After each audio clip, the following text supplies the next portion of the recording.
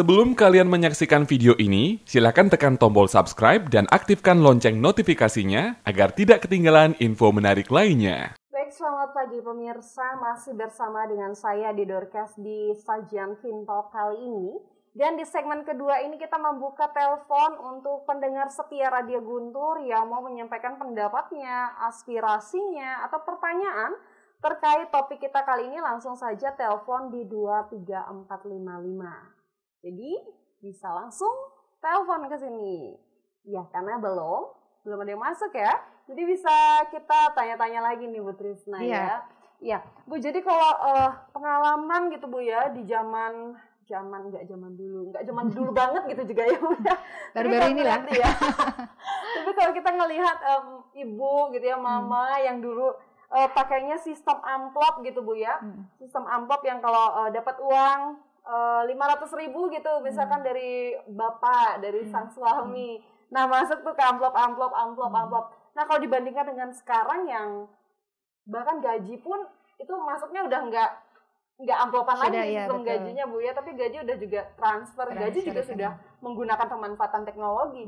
Nah, ini juga apakah berpengaruh gitu ya? Pasti berpengaruh sih sebenarnya Bu ya. Mungkin Ibu bisa menjelaskan bagaimana sih pengaruhnya ini dari kita yang biasa pakai amplop sekarang ke penggunaan aplikasi ini. Iya, setuju ya Ade ya. Salah satu dari saya bilang tadi adalah pengelolaan keuangan itu kan membuat budgeting. Kalau zaman dulu memang ini disebut dengan sistem amplop. Bahkan sekarang pun kemarin saya sempat googling juga kalau ada yang menyediakan semacam album dia, semacam album gitu kan. Jadi sistemnya tidak lain dari sistem amplop. Jadi di album itu ada plastiknya yang bertulisan bahwa oh ini untuk dapur, ini untuk sekolah anak. Jadi 1 bulan kita tarik uang, kemudian kita masukkan uang itu ke dalam amplop itu. Jadi dari amplop. Nah, itu juga bisa sih. Jadi dalam artian sudah presisi banget. Jadi dalam artian kalau amplopnya ini udah mau habis ya sudah kita manage itu aja. Nah, sistem aplikasi ini kan juga serupa seperti itu ya, Ade. Dan bahkan bagi saya itu memudahkan kita yang kita tidak perlu lagi untuk mengambil dalam bentuk tunai. Kenapa? Karena kalau misalkan dapat gaji gitu, kalau sekarang kan semuanya udah via transfer saja kan ya. Jadi kita bahkan 1 bulan itu mungkin beberapa orang itu yang nggak pernah ngelihat uangnya. Mungkin ada beberapa orang kenapa gaji itu sudah langsung ditransfer. Kemudian kalau misalkan suka belanja dengan menggunakan kartu atau e-money gitu ya sudah tinggal digesek saja gitu. Jadi dalam artian bahwa kemajuan teknologi ini kalau kita tidak kita antisipasi dengan pengelolaan keuangan yang baik, itu yang saya bilang tadi bisa membuat keuangan kita jadi berantakan gitu. Jadi maksud saya bahwa ada begitu banyak cara sih ya sebenarnya untuk membuat kita disiplin dalam menerapkan budgeting yang sudah kita buat. Oke, kalau saya tidak suka dengan aplikasi, misalkan ada sih beberapa kan juga memang bahwa tidak terlalu familiar dengan aplikasi ya. Iya betul, tidak terlalu familiar ya. Kembali saja ke zaman dulu gitu. Jadi silahkan siapkan amplop, tarik uang dalam 1 bulan, kemudian sisihkan dalam amplop itu gitu. Amplop itu ya silahkan diisi tulisan kan, misalkan seperti saya bilang tadi, keperluan apa, tinggal udah di-budgeting aja. Cuman itu rawan sebenarnya karena kita menaruh sejumlah uang di rumah kan ya. Ya memang, tapi kalau kita taruh di lemari atau di tempat yang aman ya nggak masalah juga. Nah, alternatif berikutnya kan dengan pencatatan ini sebenarnya. Jadi uang itu tetap ada di bank sebenarnya. Uang itu ada tetap di bank, tetapi kita sudah melakukan pencatatannya. Kita sudah mengelolanya atau sudah membuat budgeting sendiri. Karena di aplikasi itu nanti akan kelihatan berapa biasanya ya kalau punya saya. Itu biasanya udah langsung kelihatan. Misalkan kita belanjanya meals tuh sekian rupiah, udah muncul persentasenya dia. Bahkan summary-nya juga udah ada gitu. Muncul dia persentase. Jadi misalkan kalau untuk makan ini kita budget misalkan 1 bulan itu 30% dari penghasilan. Kemudian kita lihat tanggalnya tanggal 20 nih. Oh ternyata persentasenya udah 20% gitu kan. Oh berarti masih ada 10%. Ya nggak apa-apa, kita terusin aja sesuai dengan budget. Tapi kalau tanggal 20 ternyata budget kita 30, pengeluaran udah sampai 29% nih. Nah, berarti tinggal 1% untuk jangka waktu 10 hari. Nah, ini udah mulai gawat nih. Jadi dalam artian bahwa apa yang harus kita lakukan dengan 1% itu. Nah, itu jadi maksud saya bahwa dengan adanya catatan keuangan itu kita bisa kayak main layangan ya. Jadi dikencangkan atau dikendorkan gitu, karena memang kalau kita itu dalam 1 bulan itu begitu banyak hal yang terjadi yang kadang-kadang kita nggak juga terlalu bisa disiplin atau presisi untuk menepati itu gitu kan. Ya itu dia, jadi salah satu daripada kita membuat catatan keuangan itu adalah sebenarnya untuk membuat bahwa cash flow kita itu tetap positif gitu. Cash flow kita itu tetap positif. Jadi kalau cash flow-nya itu tetap positif, itu adalah tahapan pertama kalau kita sudah memanage uang dengan baik gitu. Jadi misalkan oke lah, karena sesuatu dan lain hal ternyata biaya sekolah anak ini menjadi lebih tinggi atau di luar budget kita. Nah, itu otomatis ada beberapa pos yang harus kita tarik, yang harus kita kurangi untuk memenuhi pos yang lebih tinggi dari budget kita gitu kan. Nggak masalah juga, dalam artian begitu banyak hal yang terjadi. Tetapi kalau dengan memastikan bahwa cash flow kita tetap positif, itu kan perencanaan keuangannya itu jadi lebih aman gitu, lebih safe gitu. Ya, jadi kalau udah ngomongin ini balik ke kitanya Bu ya, gimana kita dalam proses pencatatannya, apakah disiplin atau tidak gitu. Mungkin bisa dikasih tips and trick gitu ya, gimana sih Bu untuk mempertahankan daya juang biar kita juga tetap disiplin gitu ya dalam mencatat keuangan ini. Apalagi biasanya sebenarnya yang muda-muda seperti saya gitu ya. Ibu juga muda sebenarnya. Muda zaman dulu ya. Gitu ya. Perasaan aja sih kalau saya. Perasaannya yang muda. Jadi apalagi yang muda-muda nih kan, jadi sering suka remeh gitu ya, pandang sepele hal-hal yang sebenarnya ini penting banget kan untuk kita juga bisa melatih diri untuk bertanggung jawab sama uang gitu ya. Gimana sih Bu untuk kita biar tetap bisa untuk disiplin mencatat keuangan? Ya, kalau boleh saya kaitkan ada ya, yang kemarin itu waktu kita membahas tentang pendidikan keuangan anak itu, kalau tiap orang tuh punya kepribadiannya masing-masing, nurtur dan neter itu. Jadi kalau orang yang memang sudah basicnya dia orang yang sangat tanda kutip pelit gitu ya, pinter ngatur uang. Jadi kalau pinter ngatur uang kayak gimana? Pinter ngatur uang, itu sebenarnya kan ya sudah gitu. Jadi dalam artian tidak ada yang dikhawatirkan gitu, tidak ada yang dikhawatirkan. Jadi dia sangat straight dengan uangnya gitu. Tetapi yang saya tahu juga ada beberapa orang yang memiliki kepribadian tidak seperti itu. Begitu banyak jenisnya, mulai dari yang baik atau tidak baik. Yang baik tuh gimana? Dia terlalu royal. Terlalu royal. Royal itu bagi saya baik ya. Jadi maksudnya, ada orang yang kesulitan, kita kasih. Suka nraktir teman. Ya suka nraktir teman, ada suka menolong orang, itu kan baik gitu kan. Tetapi kalau kita tidak membatasi diri, ujung-ujungnya kan balik ke kita gitu. Karena yang bertanggung jawab dengan keuangan kita adalah kita sendiri gitu. Itu. Tetapi ada juga royal yang tidak baik gitu. Jadi sebulan bisa 5 kali beli baju gitu, dan dengan baju yang sama gitu, ternyata di rumah udah ada, beli lagi gitu, ada diskon, beli lagi.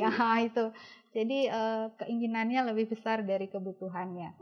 Jadi ada berbagai jenis tipikal orang, maksud saya, yang memang pembawaannya dia seperti itu, sehingga kalau saya bilang dalam perencanaan keuangan itu yang dibalanskan sebenarnya. Dibalanskannya gimana? Bahwa kalau kita boros, kalau kita memang punya sifat yang suka ngeluarin duit, ya nggak apa-apa kalau duitnya banyak. Tapi kalau duitnya pas, ya repot juga kan gitu kan. Nah itu harus pintar-pintar juga kita membuat manage gitu. Jadi pintar-pintar juga kita harus membuat alokasi dana, kemudian disiplin dalam melakukannya. Karena sekali lagi yang harus diingat itu uang nggak jatuh dari langit lah gitu. Jadi uang itu adalah sesuatu yang memang kita peroleh dari kita bekerja, dari peroleh kita berusaha gitu. Jadi kan kita harus sayang juga dengan uang kita sendiri gitu. Sayang juga dengan uang kita sendiri. Contoh seperti himbauan pemerintah juga sekarang kan golongan menengah ke atas tuh kan tidak dikasih pelit toh. Bahkan sekarang stimulus yang dikeluarkan pemerintah itu sebenarnya adalah untuk belanja sebenarnya, setuju ya. Jadi menggelontorkan dana bantuan itu sebenarnya untuk membuat orang belanja, karena dengan belanja perekonomian itu bisa bergerak sebenarnya, perekonomian bisa bertumbuh. Jadi salah juga kalau kita pelit-pelit banget gitu, salah juga kalau kita tidak mengalokasikan dana untuk keperluan hiburan itu tadi gitu, karena itu juga salah satu untuk menopang pertumbuhan perekonomian. Kita belanja, kita shopping, kita hiburan gitu. Tetapi semuanya kembali ke diri kita. Karena yang paling tahu keadaan keuangan kita adalah kita sendiri gitu kan. Kita sendiri. Jadi kita ini disiplin untuk apa sih? Ya untuk diri kita sendiri gitu. Karena kalau kita mengalami sesuatu hal yang tidak mengenakan, siapa yang paling bertanggung jawab? Diri kita sendiri. Jadi itu yang harus dipastikan. Bahwa kita belajar keuangan tidak untuk kaya, tetapi untuk bertanggung jawab gitu, bertanggung jawab terhadap keuangan kita sendiri dan selalu merasa syukur, selalu memiliki itu seperti yang saya bilang adalah rasa syukur terhadap berapapun penghasilan yang kita miliki. Tetapi kalau kita manage-nya dengan bagus, kebahagiaan akan ada di situ gitu. Jadi tidak masalah sebenarnya uangnya berapa banyaknya, tapi kalau selama kita bisa manage uang itu, kesejahteraan akan ada gitu. Jadi ini benar-benar balik lagi ya ke diri sendiri gitu, ya, balik betul. ke kita gitu ya. Dan bagaimana kalau kita mau tahu tentang kesehatan keuangan kita, ya ayo gitu, kita sama-sama berjuang untuk terus disiplin mencatat keuangan ini, pengeluaran, penghasilan gitu Bu ya. Nah, Ibu, kalau tadi kita sudah melihat begitu banyak sebenarnya manfaat dari aplikasi pengelolaan keuangan ini Bu ya. Apa saja sih jadi yang dari Aden ya yang berencana untuk membuat juga? Dicoba dulu, dicek aplikasinya. Jadi kira-kira apa saja sih Bu tips dalam memilih aplikasinya, dan kira-kira apa sih yang kita butuhkan, yang kita perlukan, apa yang perlu diperhatikan juga dalam kita memilih aplikasi yang akan kita pakai? Ya, aplikasinya ada banyak ya Ade ya. Hanya saja di sini memang kita tidak diizinkan untuk menyebutkan merek kan gitu ya. Karena nggak beriklan. Iklan mereknya maksud Jadi saya. Jadi kayaknya gitu. Aplikasinya harus beriklan dulu nih ya. Ya gitu. Karena itu kan tergantung jumlah pengguna aplikasinya gitu kan. Ada perusahaan juga yang penyedianya itu. Seperti yang saya bilang tadi, untuk memilih aplikasi mana yang bagus gitu. Itu memang kalau saya pribadi kemarin kan tentu saja, tapi saya udah makainya udah lama Ade. Saya makainya udah lama, dan pada zaman saya itu inilah aplikasi yang bagus gitu. Inilah aplikasi yang bagus. Cari saja seperti saya bilang tadi, klik Google. Cari aplikasi pengelolaan keuangan. Akan biasanya ada bacaan 10 aplikasi terbaik gitu kan. Nah, terus kalau kita pengen tahu bagaimana bagus tidaknya, memang harus dicoba dulu. Atau sebelum kita coba, cek reviewnya dulu. Biasanya kalau kita di aplikasi kan ada reviewnya ya. Sama lah, kalau kita belanja kan ada review, oh produknya bagus gitu. Jadi cek dulu lah reviewnya gitu. Jadi dari review itu kita bisa belajar. Atau biasanya ada beberapa aplikasi yang menyediakan pendahuluannya dulu sih, memang aplikasi ini isinya apa atau apa gitu. Ya memang harus di-download dulu. Nah itu dia, harus di-download dulu, kemudian dipelajari fitur-fiturnya. Nah pada saat fitur-fiturnya itu sudah kita tahu, baru kita tahu bahwa aplikasi itu pas atau tidak dengan kita. Dalam artian apakah aplikasi itu yang memang kita butuhkan dalam catatan keuangan kita. Gitu. Karena kan dalam pencatatan keuangan kita yang belum menikah, pasti beda kan ya pengeluarannya. Betul sekali. Pos-pos yang kita butuhkan itu kan pasti beda dengan yang sudah berumah tangga. Pasti. Gitu kan. Jadi karena kita juga rasanya, oh ya kita juga harus nih belajar untuk mengelola keuangan nanti biar menuju rumah tangga yang sejahtera gitu ya dalam masa persiapan rumah tangga ini. Kita juga harus persiapan diri. Bisa. Jadi pelajarin dari sekarang ya. Jadi udah mulai belajar ngatur keuangan sendiri dulu sebelum ngatur keuangan kita. Aduh, udah siap nih ya. Sudah mau dekat? Belum ya. Iya, berarti kita benar-benar harus membutuhkan dalam kita mau menggunakan aplikasinya ada beberapa hal yang tentunya kita butuhkan, Bu ya, seperti gadget itu perlu karena pasti. Kemana gitu aplikasinya kalau nggak ada gadget, jadi kita mau downloadnya lewat apa juga kan? Iya, betul. Diperlukan gadget, diperlukan kuota juga pastinya. Terus internet. Juga mungkin memori ya. Jadi memori kadang juga karena betul karena tidak semua gadget itu juga memiliki bisa menampung begitu banyak aplikasi gitu. Jadi gadget, kuota, memori, niat itu sih besar banget ya yang dibutuhkan itu niat nggak sih download? Tadi setelah di download, di situ disiplin lagi bahwa kita harus nyatet juga everyday gitu. Jadi nggak cuma di awal aja nih semangat nanti kalau sudah ternyata sama aja. Ternyata masih longgar juga ya. Tapi balik lagi ini penggunaan aplikasi dengan media dengan teknologi ini kan memang memudahkan, menyamankan gitu Bu ya. Walaupun sebenarnya kalau kita lihat fungsinya atau nilai poin prinsipnya ini masih sama walaupun itu manual ataupun penggunaan dengan teknologi. Jadi betul. Bukan berarti ketika kita misalkan gitu ya, aduh memori saya full nih karena aplikasi belajar online semua di sini gitu. Jadi jangan kecewa juga, bisa dialihkan ke manual, tapi ya harus sedikit repot. Jadi harus sedikit agak ribet gitu ya Bu ya, catat-catat, tulis. Kalau kita pakai aplikasi di gadget kan tinggal duduk aja gitu sambil ngobrol udah bisa gitu kita kerjain Bu ya. Nah, adakah yang ingin Ibu sampaikan kepada pendengar setia Radio Guntur sebagai closing statement hari ini? Iya, oke. Kembali ke fungsi catatan keuangan itu ya Ade. Contoh kayak tadi Ade bilang bahwa saya nggak ada gadget atau gadget saya tidak bisa menampung aplikasi keuangan. Terus apa yang saya lakukan? Yang dilakukan adalah membuat diri kita nyaman dengan catatan keuangan itu sendiri. Jadi seperti saya bilang tadi, catatan keuangan itu hanya merupakan salah satu cara untuk mendisiplinkan kita dalam pengelolaan keuangan. Itu dia. Jadi kalau misalkan kita sudah disiplin dengan keuangan kita, it's no problem sebenarnya. Jadi ya nggak usah ditambah kerjaan lagi lah dengan catatan keuangan. Tetapi kalau kita ingin mendisiplinkan diri, kemudian seperti saya bilang tadi, ada beberapa fungsi-fungsi dalam catatan keuangan, kalau itu worth it, ya kenapa tidak, gitu kan. Ya memang harus ada effortnya, harus ada usaha yang dilakukan. Kalau tidak ada gadget, ya kembalilah ke manual. Ya buku catatan itu kembali, gitu. Jadi buatlah buku catatan yang memang bisa mencatat semua pemasukan dan semua pengeluaran itu.